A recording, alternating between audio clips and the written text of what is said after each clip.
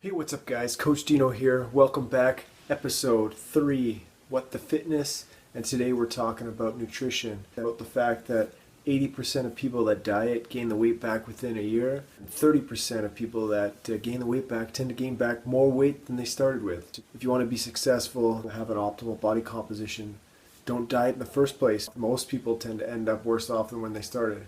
Today I'm going to give you the tools in this very short video. No calculators, no hidden formulas, nothing like that.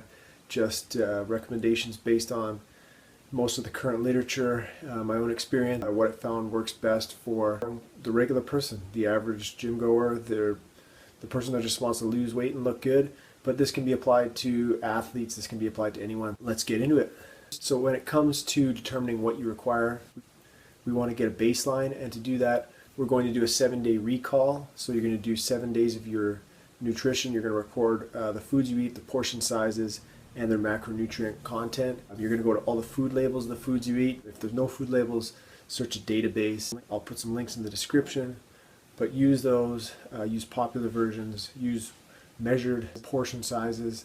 Record all the foods you eat for 7 days, protein, carbs, fats, calories, write that all down. Get a running total for 7 days, add it all together, divide it by 7. That would be your average, and we're going to say that if your body weight has stayed the same for quite a while and you've been using the same eating patterns, this is what you typically do, there's a good likelihood that at your current activity level, that intake is your maintenance intake. Whether you want to put on body weight or if you want to lose body weight, you're going to want to manipulate that baseline number, not some arbitrary number off a calculator, because it can be completely off of what you're currently eating and cause you to either lose weight too fast or even gain weight. So the first step is going to be coming up with your protein requirements, and to do that, most of the literature points to anywhere from 0.8 to 2.2 grams per pound. I like 1 gram per pound. It's a manageable amount of protein. It meets your requirements. It's a little bit more than most people require, but it allows you to get that trade-off where you have a little extra protein and you can, tone down some of the other nutrients like carbs and fats. Once you have your grams of protein, you're going to want to write that down on a piece of paper right now, and then you're going to want to multiply it by 4, and that'll give you your calories. Once you have your calories for your protein and your grams for your protein, we're going to want to figure out what kind of fats you need. Anywhere from 0.3 to 0.4 grams per pound of body weight. Get a number, that's your grams of fat, times it by 9, that's your calories from fat. Write both those numbers down for me right now. Now that you've written those numbers down, we're going to want to figure out what your carbohydrate requirements are. And to do that, you're going to add together the calories of protein and the calories of fat. You're going to take your original energy that you got from your 7-day recall. You can subtract your proteins and fats. It'll give you the remainder of energy that will come from carbohydrates.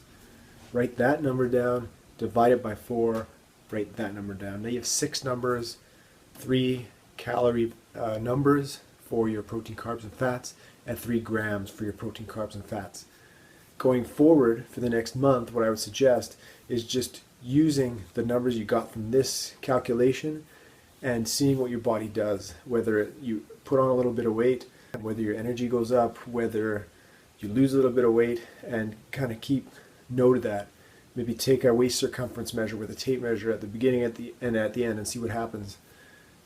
Once you've done that month, and that's kind of a new baseline, your protein's higher, your fat's higher, your carbs are a little lower, then we can start playing with energy balance, and we can start subtracting 5 to 10% energy in order to lose weight. If you're already at a relatively low body fat percent or close to your ideal, this would be a time to increase your total energy by maybe 5 to 10%. And see how high you can get your calories before you actually put some weight on. The goal again is to survive off of as many calories as you can, so that any time that you want to lose weight, you can cut from the highest amount of calories and still have a relatively large amount of calories in your diet. It's always easier to diet on more calories. So the benefit of this approach is it's sustainable, so you can do it for the rest of your life. It educates you, so it teaches you about the macros that are in the foods that you eat.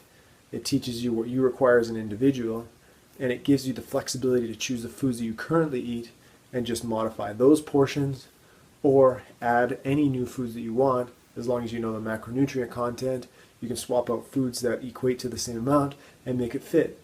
You can also fit in holidays, and you can fit in social gatherings. So you can account for the things that you're going to eat by making space in your day and leaving out other things.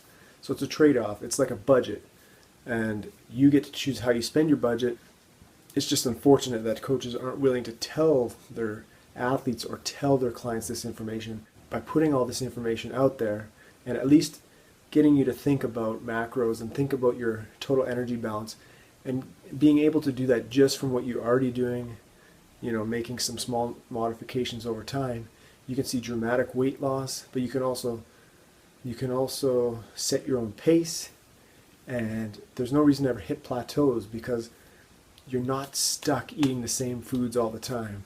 You're not stuck on 500 calories or 800 calorie diets or 1200 calorie diets, which every single doctor prescribed patient that comes to me is on an 800 to 1200 calorie diet, and nobody can live off that for very long.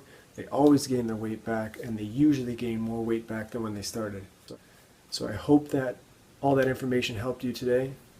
If you liked what you saw in the video, click subscribe, click like, comment, share. Get this information out there. It's very simple. Anyone can do it. It's time to end all these fads, these 21-day diets, these 14-day diets, these 7-day cleanses. None of them work. Remember, we want health over results, because anyone can get anyone to lose weight. Easiest way to lose weight: don't eat anything. Is that sustainable? No. So we want an approach that you can maintain, you can manipulate, you can modify over time. This is the one. Thanks a lot for watching. I'll see you guys in the gym.